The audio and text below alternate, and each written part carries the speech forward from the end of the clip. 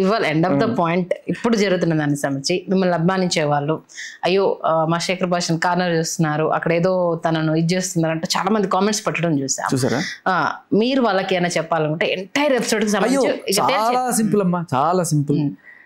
ఈ కేసు పెట్టడానికి కూడా కారణం మీడియా ప్రాజెక్ట్ చేసిన విధానంలో. ఆయన పాపం ఒక ఎస్ఐ పెట్టాలి బేసికలీ ఈ కేసు.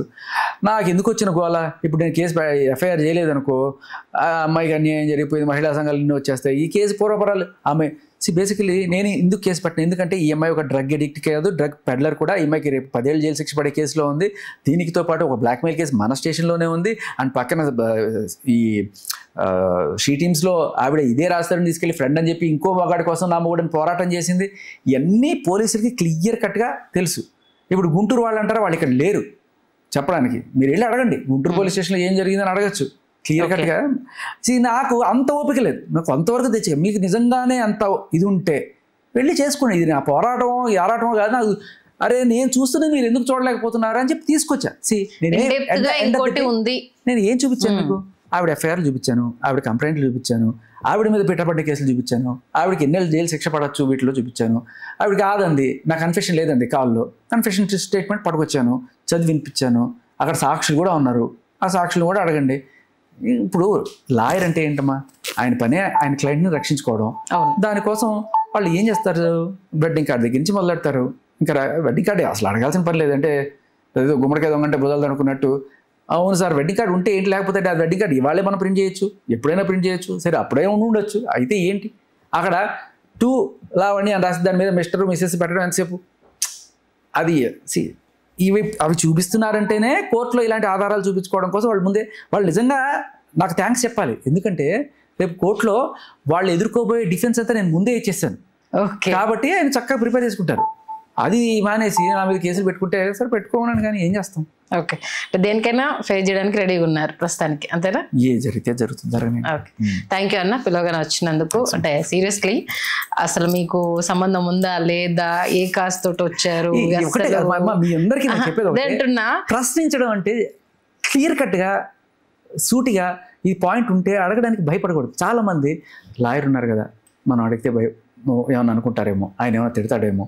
ఈవిడ అప్పటిదాకా ఆ కేసులో ఎదుర్కొన్నప్పుడు డ్రగ్స్ పెడలర్ లావణ్య అనేసిన వాళ్ళు సడన్గా లావణ్య గారు, లావణ్య చౌదరి ఇలా మాట్లాడడం మొదలుపెట్టారు. సో నాకు అదే జీర్ణించుకోలేని ఫ్యాక్ట్ ఏంటంటే, ఇప్పుడు రేపు ఒక డ్రగ్ పెడ్లర్ని కూర్చోబెట్టి మీరు అంటే గ్యారంటీ ఒక 3 నెలల్లో ఆ కేసు వస్తుంది, నువ్వు కోర్టుకు వెళ్తావు. దాంట్లో కన్విక్షన్ రేటు 95% ఉంటుంది. ఓకే, అక్కడ క్రిమినల్స్ తప్పించుకోవడం అనేది చాలా కష్టం. సో దాని నుంచి తప్పించుకోవడానికి నువ్వు ఆడు నా చేత ఇప్పుడు ప్రతిదానికి రాజ్ తరుణ్ నాతో కంప్లైంట్ పెట్టించాడు, దానికి ఏ ఆధారాలు లేవు.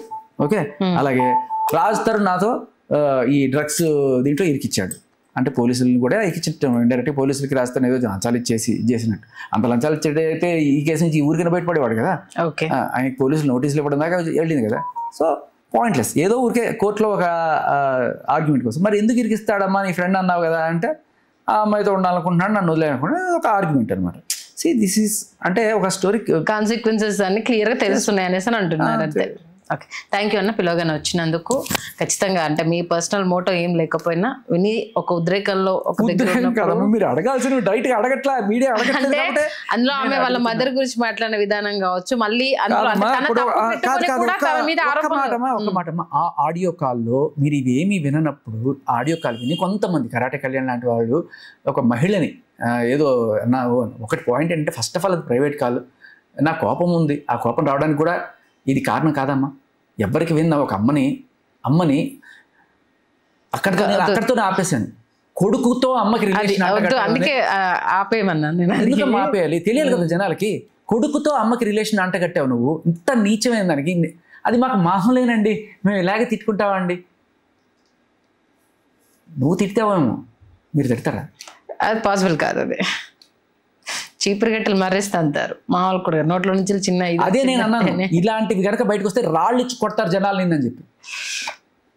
ఇంకా మీరు కూర్చోబెట్టి డ్రగ్ పెడ్లర్ని, అక్రమ సంబంధాలని, బూతులు మాట్లాడే వాళ్ళని అందరినీ కూర్చోబెట్టి అందరం ఎక్కించి ఇంటర్వ్యూ చేయండి. రేపు గ్యాంగ్ రేపు ఎవడో వస్తాడు, కూర్చోబెట్టండి ఇక్కడ, ఇంటర్వ్యూ చేయండి. ఓకే, థ్యాంక్ యూ అండి వచ్చినందుకు.